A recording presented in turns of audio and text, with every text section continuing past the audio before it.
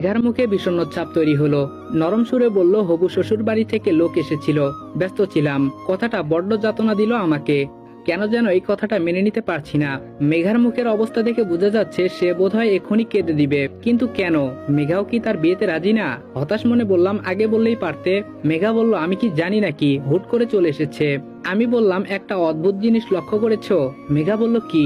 আমি বললাম, কখন যে আপনি থেকে তুমি বলে ফেলেছি, তোমায় খেয়ালই করিনি। মেঘা বলল, তুমি করেই বলেন। আচ্ছা চলেন আমার সাথে। আমি বললাম, কোথায়? মেঘা বলল, যেদিকে দু চোখ যায়। আমি বললাম, মানে? মেঘা বলল, জাস্ট ফান। আপনার টাকা পরিশোধ করব, হাতে এত টাকা নেই, কারো কাছ থেকে ধার নিয়ে দিতে হবে। আমি বললাম, জমা থাকুক, যখন প্রয়োজন হবে চেয়ে নিব। মেঘা বলল, আমি বলছি না আমি কারো পাওনা অপূর্ণ রাখি না। আমি বললাম, তাহলে সেদিন বাসে দেওনি কেন? আবার চোরের মতোই বা পালিয়ে গেলে কেন? মেঘা বলল, সেদিন সেখানে আমার হবু বর ছিল, গাড়ি থেকে নামার সাথে সাথে সে আমাকে রিসিভ করে। আপনার সাথে যদি দেখতো তাহলে। আমি বললাম, তাহলে কি? মেঘা বলল, কিছু না। আমি বললাম, তুমি বোধহয় তোমার বিয়েতে রাজি না, তাই না? মেঘা ঘাড় নেড়ে হ্যাঁ সম্মতি জানালো। আমি বললাম, কেন, পছন্দের মানুষ আছে? মেঘা বলল, আকাশের চাঁদ ছোঁয়া যায় না, তার উপস্থিতি অনুভব করা যায়। আমি বললাম, মানে? মেঘা বলল, কিছু না, চলেন আমার সাথে একটু। আমি বললাম, কোথায়? মেঘা বলল, ডিঙ্গিতে করে শাপলা তুলবো। আমি বললাম, এখানে শাপলা পাওয়া যায় নাকি? মেঘা বলল, পাওয়া যায়। আমি বললাম, আমার সাথেই বা কেন? হবু বরকে ফোন দাও। মেঘা বলল, না মানে, আপনি শহুরের ছেলে, কখনো ডিঙ্গিতে করে শাপলা তুলেছেন কিনা? চলুন, অনুভূতিটা মন্দ না। আমি বললাম, না, যাব না, সাপ বিচ্ছু থাকবে, পরে আরেক সমস্যা। আমার যখন ইচ্ছে হবে গালিবকে সাথে নিয়ে যাব। মেঘা বলল, ওহ ঠিক আছে। একটু নীরব থাকার পর বললাম, নৌকাতে চড়ার বেশি শখ নাকি? মেঘা বলল, কিন্তু কেউ নিয়ে যায় না, ভাইয়ারা শুনলে বকা দেয়।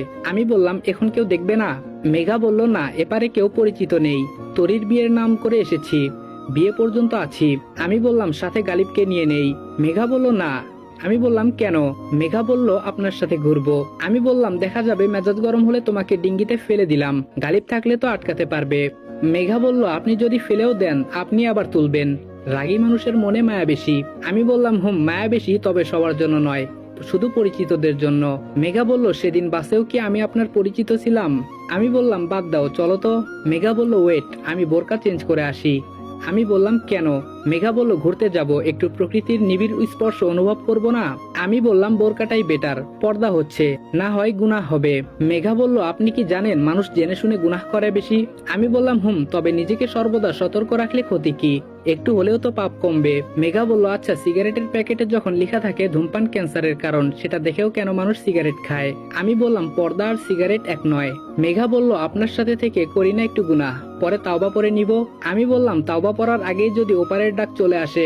মেঘা বলল, আপনার মতো ভাবলে পৃথিবীতে একটাও খারাপ কাজ হতো না। আমি বললাম, পৃথিবীতে খারাপ কাজ না হলে ভালো কাজের মূল্য বোঝা যায় না। মেঘা বলল, সেটা অবশ্য ঠিক, তবে ইচ্ছে করে না করাই বেটার।